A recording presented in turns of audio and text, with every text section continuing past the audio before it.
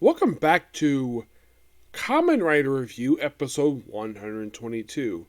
We're not talking about a new series per se, not yet anyways. Now, I'm still planning to do Baka Ranger, don't worry about that, and my next Kamen Rider series will be Agato, but not yet. We're first discussing, with this particular video, we're discussing the first of the 4 movies released in the early 1990s. Yeah, 4 movies released from 1992 to 1984. Yeah, 3 years after Black RX ended, we had released this movie, Shin, Kamen Rider Prologue. And no, this is not a prelude to the movie that came out just this year, Shin Kamen Rider, which was an excellent movie, by the way, I was reimagining. This one is different per se. For a movie called Kamen Rider, well, it's part of the Kamen Rider franchise. As a matter of fact, Kamen Rider Shin, that's the name of the character. They never give him an official name until later on. He just is this unnamed monster.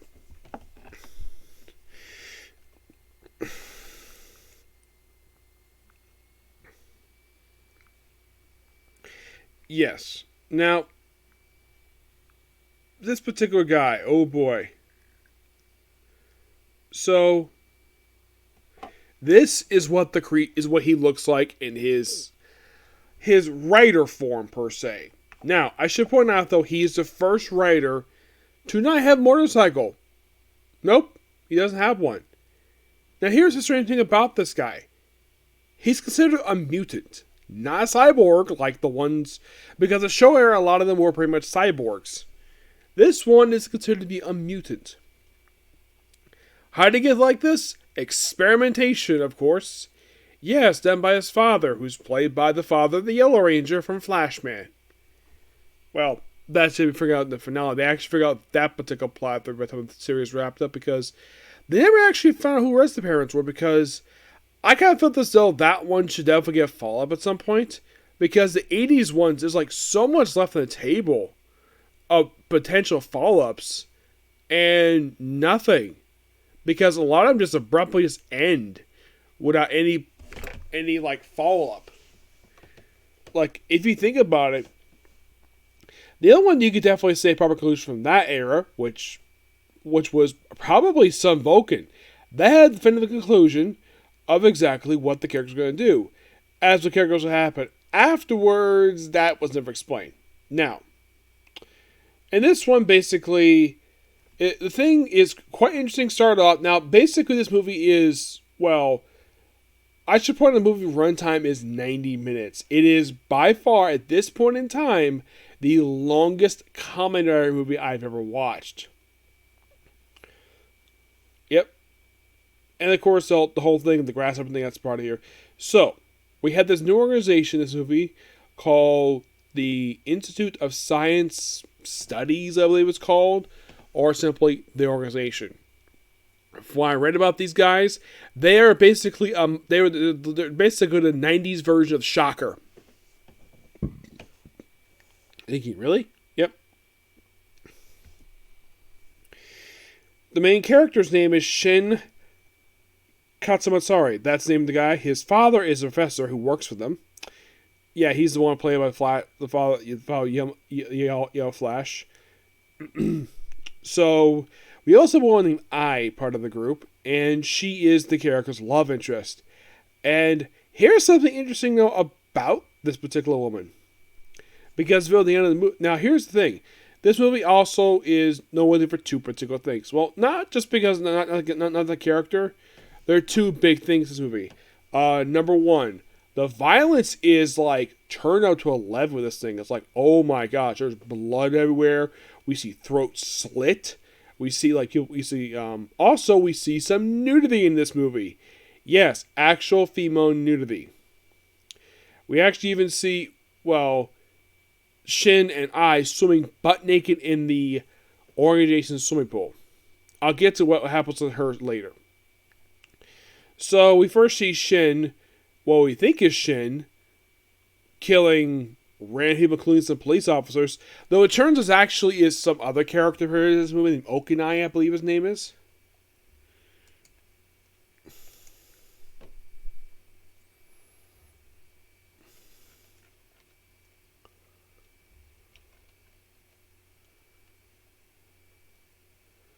Oh, it's into Super Saiyan. That's the name of the organization. So this actually is revealed to be another character named Okazawa. Yeah.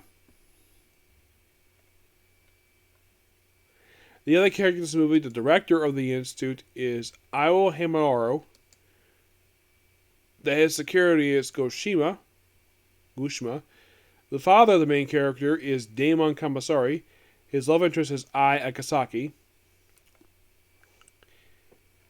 Well, there is one other character for this movie who surprisingly does not. Now, here's the thing about these characters. Now, when it comes from Shin himself, let me spoil this part here. Shin is the only one who comes back in this movie, because everyone else is practically killed off here. Well, there's also a guy named Yuki. Yeah, he's here. He teases the character about his fling with Ai. He doesn't die, per se. He just stops appearing at one point in the movie. He doesn't get killed off. There's also a member of the CIA part of this movie. Yep. Named Sarah Formagine, which I gotta admit, the actress is actually quite pretty. Mm-hmm. Now, has she been in basically anything associated with?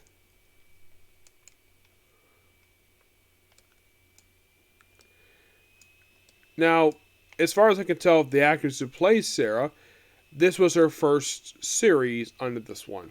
Mm-hmm. But she was also in a Metal Hero series. Yeah, and I'm going to see her soon in Space Show Schneider. I'm going to see it really soon. Apparently, she was in like a few of these ones. So basically, aside from Shin Kamen Prologue,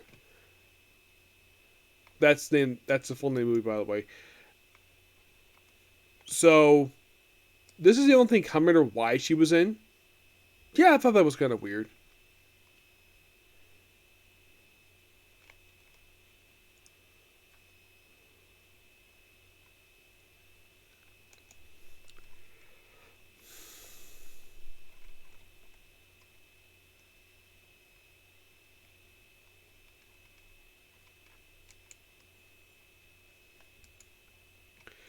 IMDb is like nothing for her at all for some reason. Here we go. So yeah, aside from this one, she was also in Mega Beast Investigator Jasper. I will be watching in the future. It's actually going to be one of the ones, I think, might be one of the ones I'm watching before I go on my next break. She wasn't in very much at all. Not really. Yeah, she was in this series. She was in Shriven.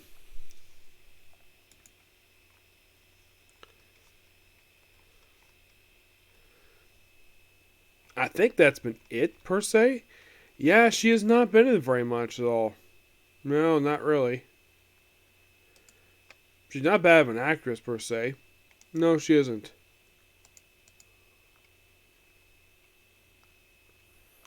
So, yeah, and then of course with Shin waking up. Now, I should point something interesting about Shin. Well, his actor, anyways, who's played by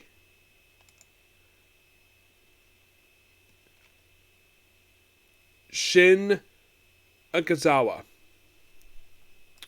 Yeah, this is a bit weird, where the main character, and they credit him as Kokashia Akagawa, probably because basically it's like, oh yeah, his real name is basically his real name is also his character's name as well.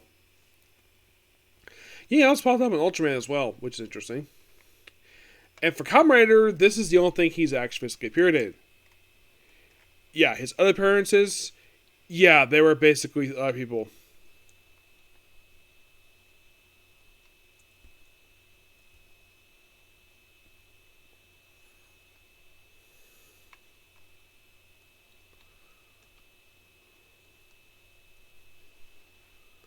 Yeah, so they know about the whole thing with organization. Apparently, they want to. The whole thing with grasshoppers is not thoroughly explained here. It's almost like the way this movie goes. It's almost like they were setting up for a potential series that never actually happened. Though the movie does end a pretty happy note. The institute itself is not destroyed. Just as one location is destroyed. And sad enough, all the characters in this movie, except for Shin and maybe Sarah, all die. Heck, the father gets killed via a building explosion.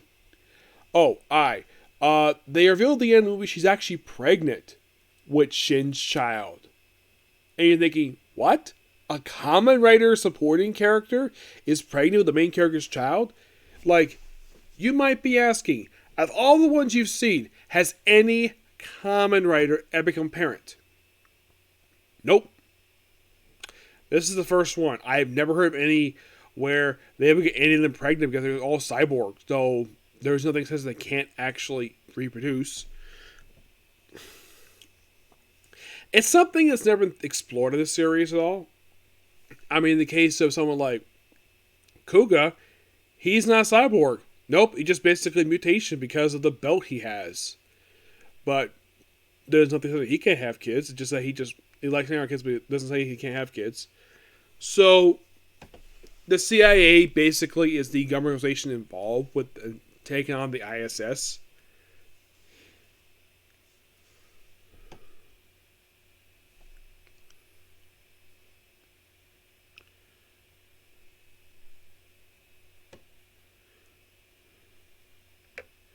Yeah. It's not a really bad movie per se. The actor who plays him, Shin, he does not get much emotion per se. And you look at the suit, and like, that does not look like a traditional Kamen Rider suit per se.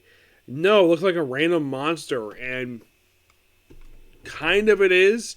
It's kind of weird that now, in the case of the other characters, Goshima, his monster form is like, he revealed this by ripping his own face off. No, seriously, he does do this for some strange reason. I have no idea why, but he does. And after this movie, his next appearance will be in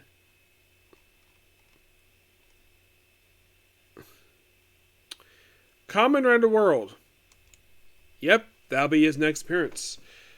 Shin does not appear there. Nope, he does not. And though, of course, Shin pops up in Double O Dan. Well, it's basically All Riders versus Dai Shocker. That's actually his next appearance, which came out at least 17 years after this movie. Yeah. Is this a bad movie per se? No, it's just that it's a bit long. But at least they're able to tell the story, no problem. Yeah, no much issue with the story. And throughout the story, with little bits and pieces of the organization, like what exactly they're up to, it's not fully explored on exactly like.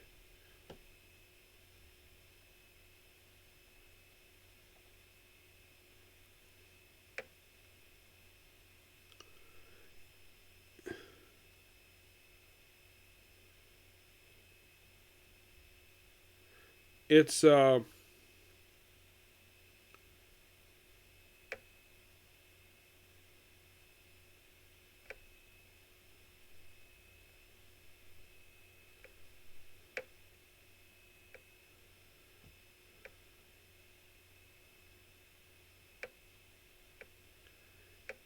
It's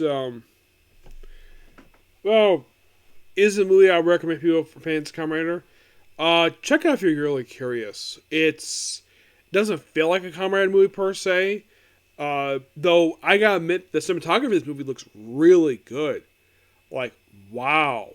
The level of this thing, it's similar we used for RX. I'd say it's probably also the same level they used for Kuga. Because it reminded me a lot. It's like basically watching it. Reminds me of like an early prototype of Kuga with the cinematography. But it seems like there's a lot more color in this one than was for Kuga. Yep. Also, this movie, we have about 3 more left. And look up next movies are not as long as this one. Not really, no. Sadly put, I dies via being shot by a machine gun. The chief himself is not a mutant per se. Nope, he gets killed with main character. It's proper rage. Oh, if you're curious, how many times does Shin transform into Kamen Rider Shin? Twice. The first time when he fights Gosama, and the second time is when his girlfriend gets killed. Then at the end of the movie, that his son, yes, his son is in fact alive inside the womb of a dead woman. and apparently smiles at that, and sadly put his actor who went to play Shin, as far as I can tell, does not appear again after this. No, not really. He does not. The character does. The suit does. It don't play by. Here's a strange thing though. His suit actor does return in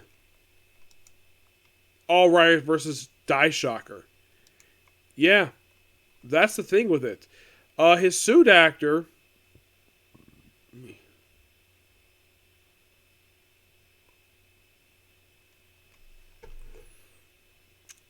His suit actor name is Jiro Okutamaro. Yes, and apparently his first role was actually playing Black. Yep, he was suit actor for Black and Black, or basically for the Black and Blacker X series. And he popped up sporadically after this, like popping up in as suit actor for pretty much a lot of the Heisei era series. I'd say Decade probably is the one he did the most for, but at least got appreciated the fact he did it. So this only also was his fourth movie he actually played. He also played the Transform Okazawa, which his form looks very similar to that of Shin's per se. Though strange enough, Shin basically gets images of in this movie of basically like he thinks he's the one killing all these people. It turns actually Okazawa, which is strange. They explained that the reason why he's able to experience is because of telepathy. I'm like, okay. His transformation is a bit weird. It's like his whole body has transformed.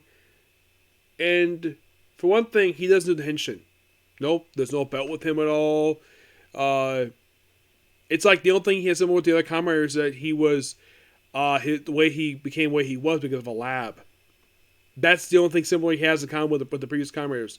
I have heard also he's designated as the 13th Kamen Rider because of RX being considered to be the 12th. They later changed, though he was the 12th Showa era writer. Mm-hmm. Am I looking forward to his return? Yes, definitely. But won't be until when I get hands once. All Right versus Die Shocker. And that came out in 2009. So, that'll come in the future. Okay, so that's episode review. I'm going to go ahead and do a comic corner, and then basically I'm going to hold off to more videos. Now, will I get a chance to view basically the next few movies tomorrow? It's possible, but I still also need to get on some anime tomorrow. I mean, there's like 1, 2, 3, 4. It's like 5. So, which one will I do first tomorrow? I'll probably do Dr. Stone first. Yep. But next up, the comic corner. Hey, next video. Bye.